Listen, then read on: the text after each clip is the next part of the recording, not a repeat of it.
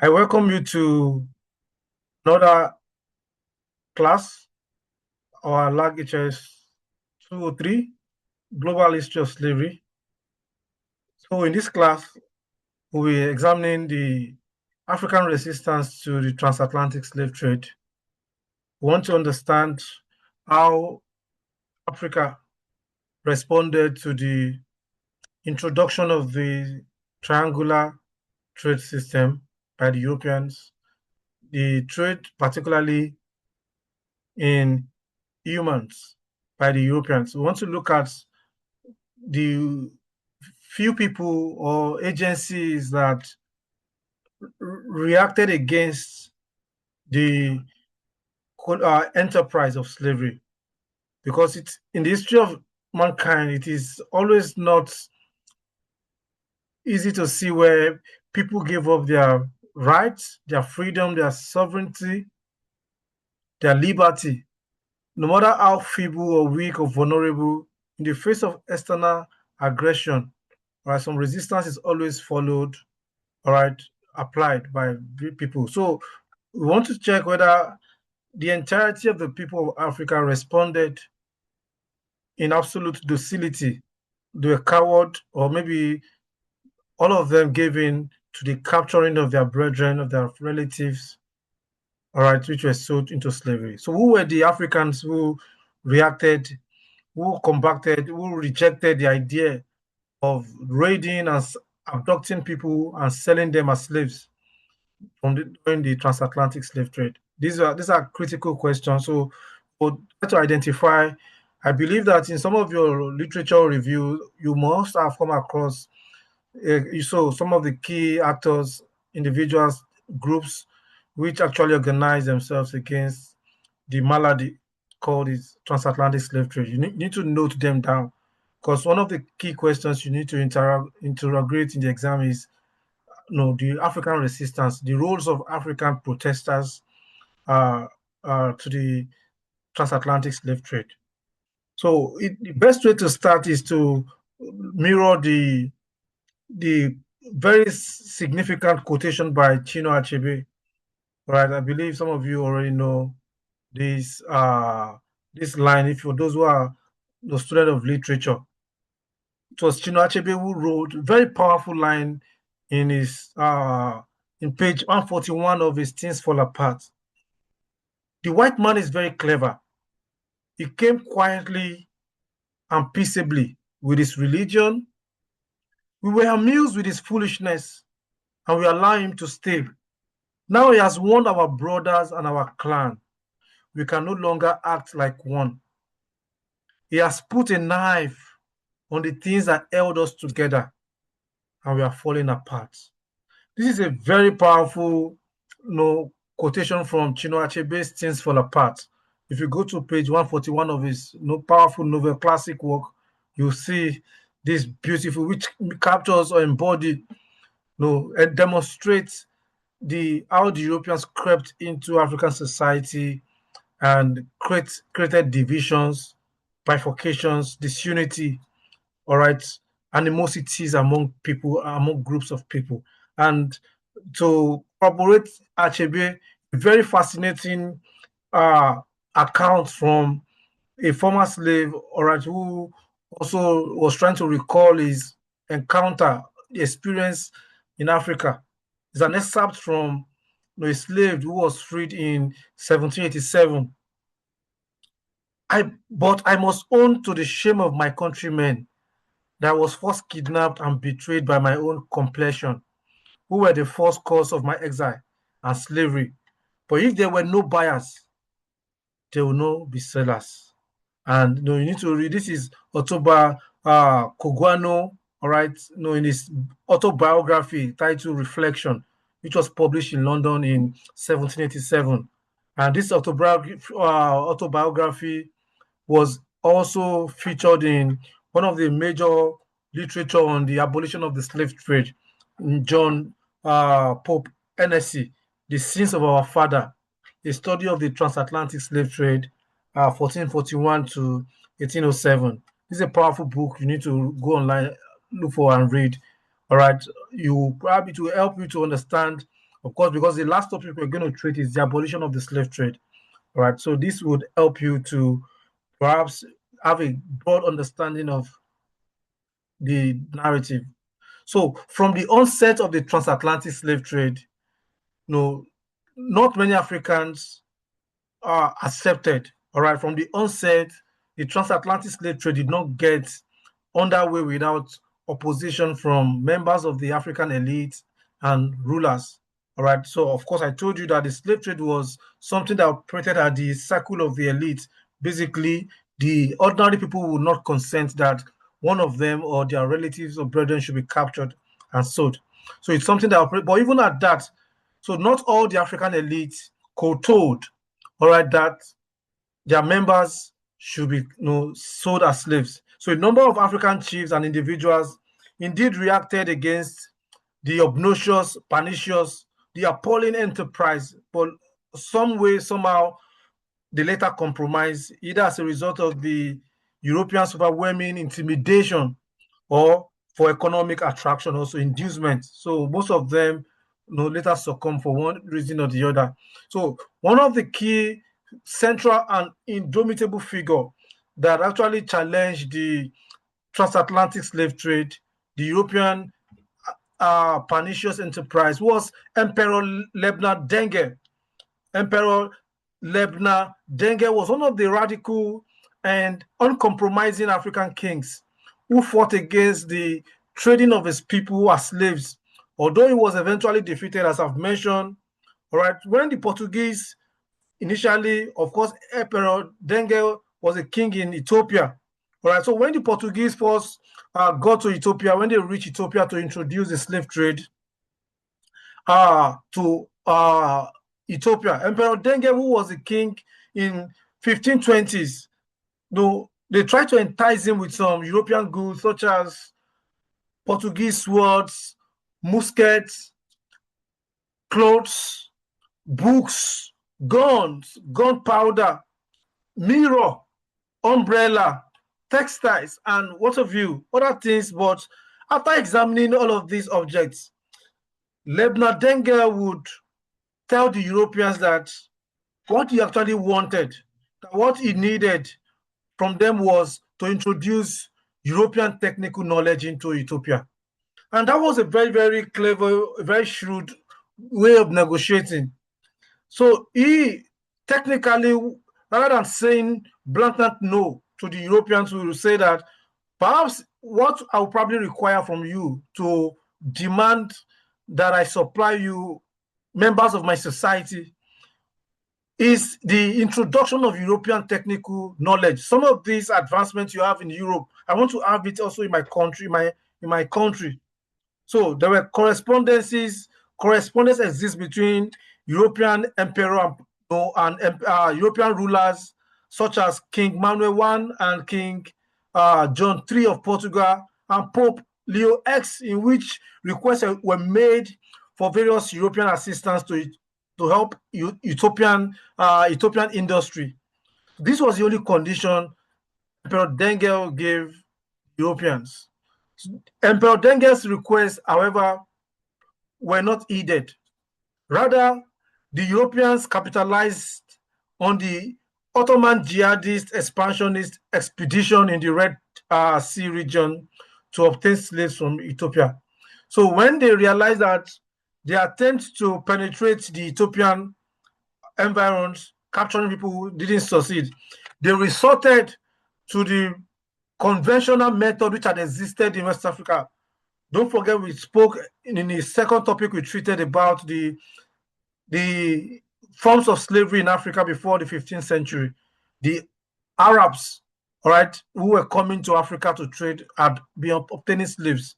So the Europeans turned to the Ottoman jihadist expansionist expeditions around the Red Sea, and through the aggression exercised by the jihadists, all right, coming to Africa, the Europeans were able to achieve their aims. So this was a precursor to the many conflicts between Muslim invaders and the Christians in Ethiopia. It was a catastrophic and devastating event. All right. So the quest for slaves culminated into religious animosities, conflict, all right, between Christians and Muslims. All right. Just as it's what you see in contemporary society, all right, where religion is adopted, is monopolized, all right, as a means to achieve a particular aim. All right. The aim of the Europeans was basically have slaves, but they in they induce African elites, religious elites, to turn against each other. In the process, slaves were obtained from Ethiopia. And so initially, as I've mentioned, Emperor Lebna Denge was able to curb the slave trade by first reducing incursion and even advanced into Muslim territories, and was able to win some major battles against the Muslim jihadists, but most of whom had come from the Ottoman Empire, especially under the Ahmad, or at the very, very strong ruler of the Ottoman Empire, and had infiltrated and also captured many of his people and sold them to the Europeans. So this was not going to be an easy task for Emperor Denge. So Emperor Denge mobilized a vast force from Tigray, from Amhara, from the Agu territories, from Begemdia, from Gojam and Shewa, all right, about 50 kilometers east of what is now Addis Ababa. Some of you know where Addis Ababa is in Ethiopia. So he garnered support, mercenaries, in a way to respond aggressively or decisively to the desideratum, to the rascality, and to the opprobrium, all right, fostered by a combination of forces, Muslims, the conspiracy, among the Muslims, Ottoman Muslims, all right, and also from unscrupulous and disgruntled elements within his own polity. However, his huge army suffered from poor logistics and leadership crisis, as usually. So there were some corrupt elements among his soldiers, for instance, who connived with the Europeans and the Muslim invaders against the emperor and their troops. So Imam Ahmad's army from the Ottoman Empire, for instance, in contrast, he had a very united, was united in its command structure, all right, and its smaller size permitted mobility and flexibility tactics. So with this, the Ottoman Empire was able to deal decisively, aggressively with the Emperor Denge's forces. So the invader soldier also enjoyed superior weapons, all right, and were led by a brilliant leader, all right. So Lebna Denge's troops were easily defeated at the decisive battle of Shimbrakure, all right, Shimbrakure, Shimbra space Kure, Kure, all right. So he was defeated at the Battle of Shimbrakure, allowing the Muslims to occupy most of his territory, like Dawaro, Shewa, Amara, and Lasta. So the Muslim invader concomitantly captured many of its inhabitants, the inhabitants of Ethiopia, all right, the inhabitants of these Ethiopian cities, and sold them to indigenous merchants and European slave merchants at the port. Very, very devastating episode. So one major source of opposition in other places apart from Ethiopia, one major source of opposition to the Atlantic trade in the Congo from the onset was the king of the state itself. So I told you that not all the African states or African elites compromised initially. All right, there were some of them who looked European in the face. All right, and of course, even up to the 19th century, if you have time to mention the case of Kosoko, Oba Kosoko of Lagos, who had been presented to us in various Eurocentric accounts that perhaps it was his insistence in continuing the slave trade that led to the bombardment. No, other accounts will tell you that, objective accounts will tell you that it was in the face of defending the territorial jurisdiction and the sovereignty of Lagos that caused the Europeans to bombard Lagos in 1851. So there were people All right, of course, time will fail us to go into the Ijebu the British expedition of Ijebu in 1896, and the same British expedition in Benin, all right, no, in 1898, where Benin Empire was burnt to ashes, and this little for Ijebu, when the British invaded Ijebu, burnt down, killed, maimed, and all of this. That is not the focus now. We might come to all of this. So from uh, the Europeans, all right, the King of Congo made several attempts to combat the menace of banditry, abduction. So from the European, he initially demanded priests, clerks, and physicians, all right, also as a kind of condition. What do you want to give me beyond the mundane things, beyond guns, mirror, gunpowder, textile, umbrella, and so?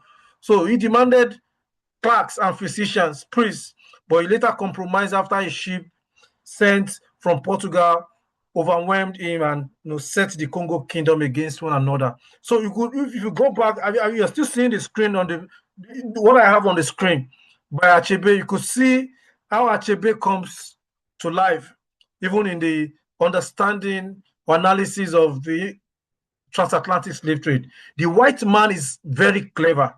He came quietly, peaceably with his religion. We were amused with his foolishness, and we allow him to stay. Now he has won our brothers and our clan. We can no longer act like one. He has put a knife on the things that held us together, and we are falling apart. And that's supported by the second quotation, all right, by Otoba Kuguano, all right, also a slave who wrote his reflection. I must own to the shame of my countrymen that I was first kidnapped and betrayed by my own complexion, who were the first cause of my exile and slavery. But if there were no buyers, there will be no sellers. Very, very apt, very, very instructive, highly fascinating, right? Autobiographical rendition. So the Europeans were able to overwhelm the Congo kingdom by setting people against the other, inducing the chiefs.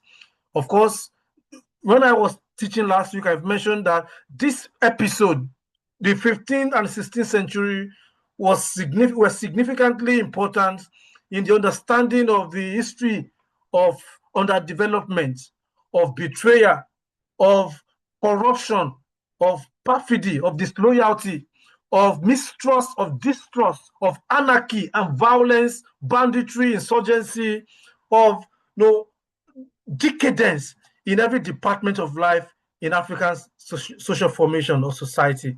All right, as you see, Europeans setting people, the corruption which crept into African value system became a recurring decimal with a monotonous alternative, as a monotonous alternative phenomenon. All right, it became a wiring and hypnotism that makes people to function negatively by default. This was a time when people started seeing each other as one entity, as not as a block, all right, where values of capitalism replace values of affection, all right, where money became the ultimate definition of value, the god of mammon. Okay, so that was the episode when things fall apart. As Chinua Achebe's other interesting line, as I always love, is turning and turning within the widening gear. The falcon can no longer hear the falconer. Anarchy is loose upon all men. When the center does not hold, all things fall apart. So the king of Congo was thus forced to specialize in the export of human cargo because he didn't have any choice. When things fall apart, the falcon can no longer hear the falconer. All things fall apart. He himself will compromisingly also was forced to specialize in the export of human cargo. So the same way, Oba of Benin, while reluctantly willing to sell only a few female captives to Europeans at the beginning of the very ridiculous enterprise, he eventually succumbed to the pressure mounted on him by the Portuguese to sell male African prisoners of war and other unwelcome members of the society. So should we talk about Yoruba? Okay, so there were quite a number of illustrations to demonstrate how many African kings, all right, compromise in a number of ways. This is a scenario of an Alaafin, all right, in Oyo, all right, who sold 120 Yoruba people for just 3 umbrellas. So this was even the aftermath of the Alagbaja conference, which I spoke about last week. In around the middle of the 18th century, the Yorubas had a conference, the first conference of all Yoruba speaking people, known as the Alagbaja conference, where it was unanimously agreed that no Yoruba king or merchant or person should sell another Yoruba person into slavery. Although they didn't say they were selling people of other extractions, ethnic extractions. But it was agreed that no Yoruba should sell. But here is a picture of an Alaafin who was trading 120 people for just 3 umbrellas. Are we still on the same page, please? Yes, sir. Okay, good. So African, yes, sir. What I'm saying is that African resistance failed mostly not because of lack of strong opponents, but because once trade in slaves had grown in a given community, it was beyond the capacity of any individual to stop it. That is, especially with the inducement, with the corruption, with the bribery. All right. So African states that opposed the slave trade collectively, in most cases, were invaded and overthrown by the Europeans. I've given you quite a number of examples. All right. In Ethiopia, Emperor Lebna Denge had his territory invaded. In Congo, all right, it was the same. In the late 19th century, we saw that in Lagos, 1851, Lagos was bombarded, was burnt down. 1896, Ijebu Kingdom was invaded. 1891, the Oba of Benin, Oba of Vorome, was exiled while his kingdom was burnt down. This is the situation. So you could recall the first quotation I gave by Achebe, all right, which is very, very, which resonates in anything we are trying to make of all of this historicity. So African states that opposed were invaded. A good example also was in Angola, where the Portuguese deployed troops to seize power from local aristocrats, from the kings, from the ruling elites. The Angolan state of Matamba on the river Kwango, for instance, was founded around the 1630s as a direct reaction against the Portuguese, with Queen Nzinga, all right, at its head. So the Matamba tried to coordinate a very, very organized resistance against the Portuguese in Angola, but the kingdom was defeated, was humiliated, all right, in 1648 by the Portuguese forces. So with this defeat, the people of Matamba became an object of hostility from neighboring African states, all right, which had compromised with the Europeans in slave trading. Consequently, Queen Nzinga, all right, began trading in slaves also with the Portuguese. You can see the compromise. So also entirely opposed to the Atlantic trade, where the Baga people of Guinea, who lived in a relatively small state under the leadership of Tomba. All right, these were also a very powerful group who tried. The Baga secured diplomatic alliance initially with their neighbors to stop the slave trafficking through peaceful coexistence, just as the Yorubas I've mentioned at the Alagbaja conference, where they decided that on no account should any Yoruba be sold to the Europeans. So on this premise, the Baga also had this diplomatic arrangement where they said, see, we are brothers, we shouldn't be capturing and selling each other to the Europeans. Let's form a common front to resist any attempt to raid our communities. But they were however, defeated by local European resident traders. The Europeans had equipped their own people with guns, with ammunition at the coast, all right, who enjoyed the support of fellow Africans, all right, who had emerged as important slave dealers in the area, all right. So that is the point.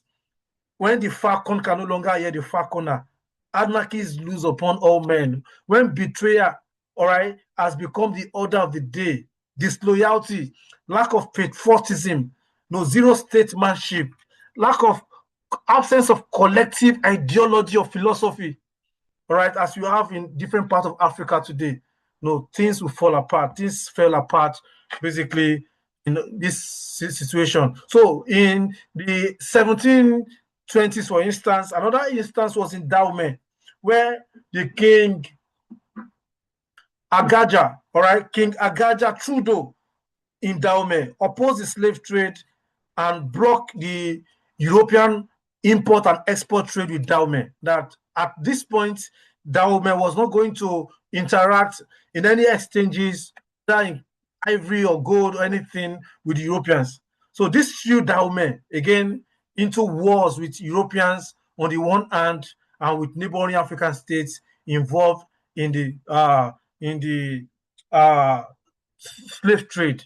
All right, but that was between 1724 and 1726.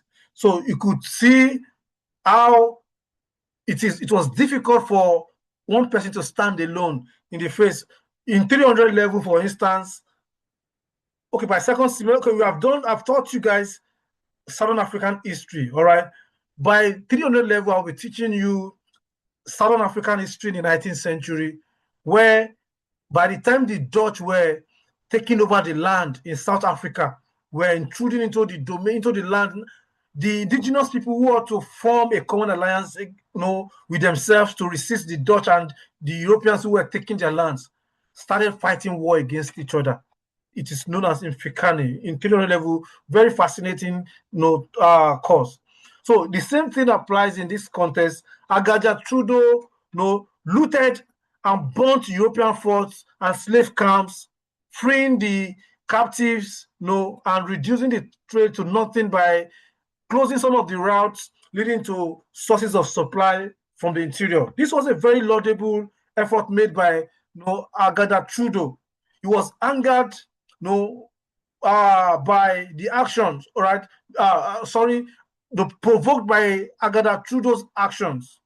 The European slave traders, dealers, particularly from the African side, all right, collaborated with one another and relentlessly attacked Agaja Trudeau and his kingdom and forced the king to reach a compromise with them in 1730 on supplying slaves to the Europeans. And so it was difficult to stand alone. Just as in every African society, if you work in an office, in an establishment, in any public service, it is difficult for you to say that you want to maintain standard. You want to be unique. You want to be profound. You want to do things the right way. They are likely going to kill you. You understand what I'm trying to say? Personally, okay, this is on record. There are things I've had to endure, all right, on account of trying to abide by global standard in scholarship, in that this is how things should be done. We should not compromise beyond this. So that was the situation. In the case of Agada Trudeau, standing alone as the only person who is sane, whose community is immune to slavery, was not allowed by his own contemporary kings and chiefs. So they felt that it was not, so they invaded him and compelled him to also sign the league to also sell slaves to them and to the Europeans. So it is very clear that the reasons for the relative failure of the African resistance, the collapse of African resistance to the slave trade, was the inability of a single person or state to combat the pro-transatlantic slavery forces. It was not possible for an individual to try to sanitize it. And that tells us much about the larger problems we deal with in Africa. all right, for us to have a meaningful change and transformation, it will perhaps require a, a paradigm shift in the way everyone in the society thinks about one another, about development. Everybody in Africa presently wants to be rich, wants to be a millionaire. Until there is because it was Albert Einstein who said that the significant problem we face cannot be solved at the same level we were when we created the problem. So for us to solve any problem, we have to move beyond. There has to be a change in our psychological framing, in the way we perceive the problem and relate with each other. So that is exactly so. My conclusion basically generally about the issues in Africa is that for us to have meaningful development is that there has to be an an a mental reformatting. We have to reformat our psyche as Africans. So how do we need to purge Africans from corruption, from materialism. Materialism is perhaps the underlying issues driving all forms of anomie, all forms of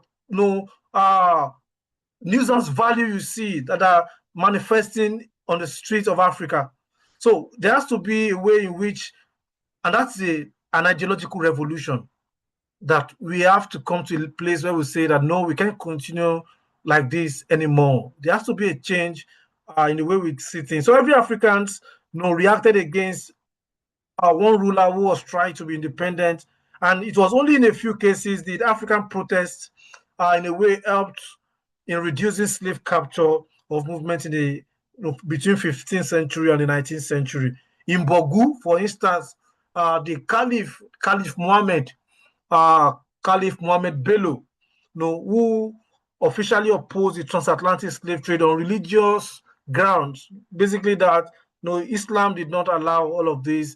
And his caliphate was not only implicated in the trade through European and African traders, superior bandits, but by direct involvement, he was overwhelmed. It was an overwhelming invasion. So, because he did not have the political or ideological support from within the caliphate to add voices against the slave trade, Bello's reaction was, albeit passive, it was less effective. And by trying to make the slave trade profitable for African merchants, he even tried to impose an exorbitant tribute, levy from the traders as a form of permission to carry these unfortunate people down to the coast.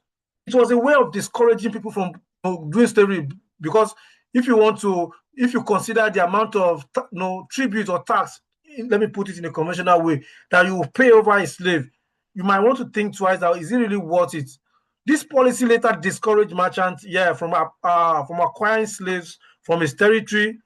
But with time, the strongest opposition to the transatlantic slavery claim came from members of his society who were profiting from this obnoxious enterprise. So also the strongest opposition to the transatlantic slave trade came also from the New World, from America, that's the New World, So certain Christian thinkers initially found that slavery could not be reconciled with their religion, and economic leaders who believed that the wage labor was destined to replace slavery. So there was a contradiction, there were debates. So this actually ignited the debate about the justification for slavery. I think the last topic we are going to treat is the abolition of slavery and abolitionist movement. Right. So I think, I don't know whether I'll be able to teach, or maybe that's the last topic we'll teach, we'll consider. But you need to note that down and continue to read. So Africans, too, both slaves and free people, supported the anti-slavery movement, as we're going to demonstrate later. But the opponent of slavery in Africa had to be content with small and infrequent victories until the late 19th century. So most of them made initial efforts in trying to stop the slavery, to protest, but from Nzinga to Lebna, all right, to Mohammed Bello, Mohammed Bello or in Bogu and all of that. This didn't succeed. So in America, we had the Quakers in America and England also, who were among the main early opponents of slavery. All right, these were not Africans, of course. They were religious and humanitarian groups which saw the need to abolish slavery. That this is antithetical to humanity. So there were English abolitionist groups, right, who opposed the transatlantic slave trade, and their activities had yielded some result from 1807 when in England, it was passed. It became an act of parliament that slavery should be abolished. So, but the most spectacular anti-slavery action also in the diaspora occurred in France and French colonies, especially during the 1830s, with people like Victor Schuyler, who emerged as the leader of a revived French humanitarian movement, which was dedicated to the abolition of slavery. And this movement finally achieved its goal in the early, following the French Revolution, particularly by emphasizing that this thing has to stop. And from this period on, several religious missionaries, humanitarian groups took the lead in the French and the British anti-slavery movement. All right, and some of them, like Cardinal Lavagre, all right, who was head of the White Fathers, all right, devoted himself to anti-slavery campaigns in Algeria, in East Africa, all right, and also among the European countries. By the 1870s, the European anti-slavery movement had become linked, faithfully to the movement for European conquest and colonization. So, of course, the need to abolish slavery, particularly, was accentuated by the Industrial Revolution, which happened in Europe from the mid 17th century, mid 18th century, 1750.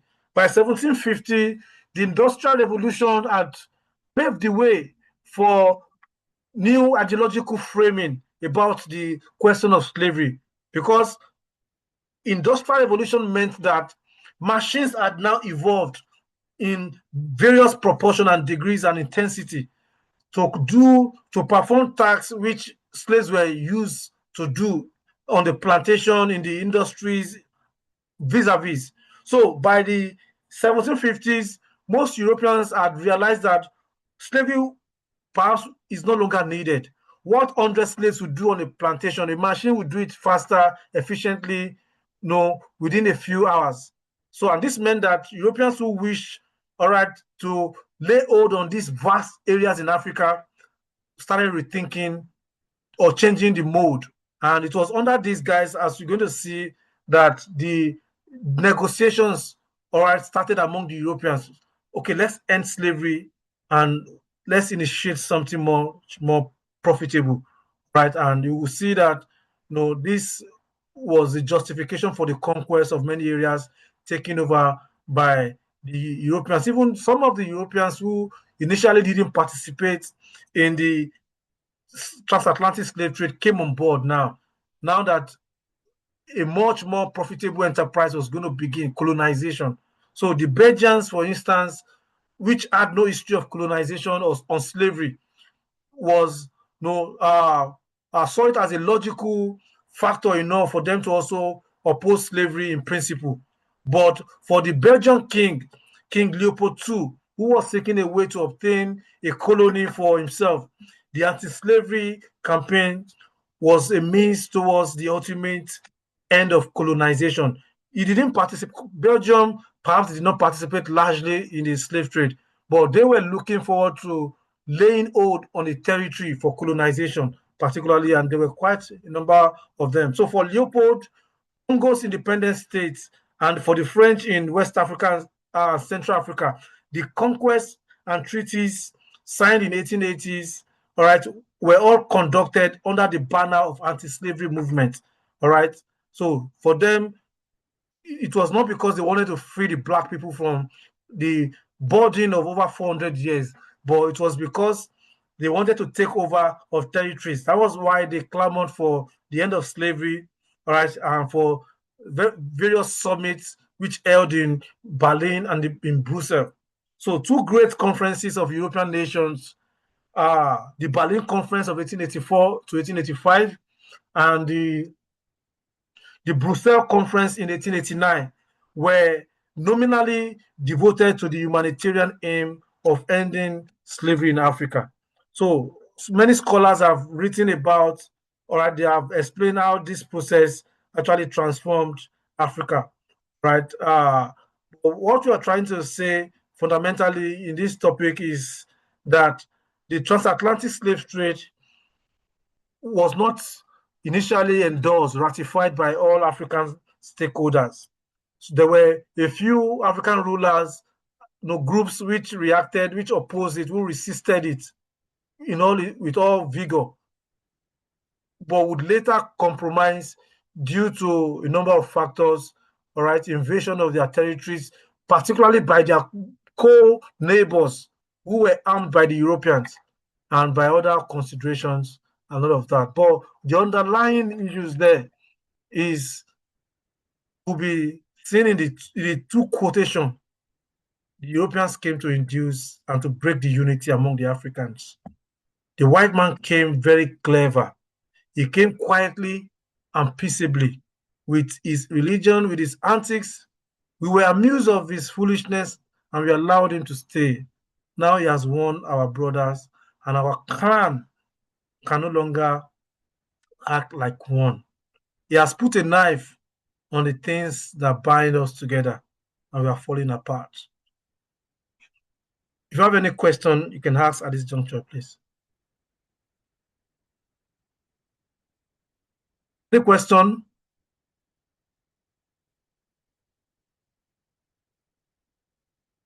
Any question, please?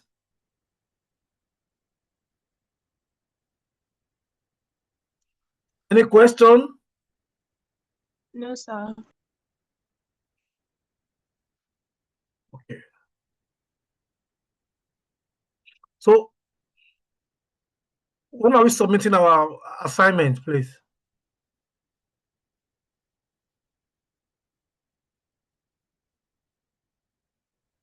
When are we submitting our assignment? Next week, Tuesday.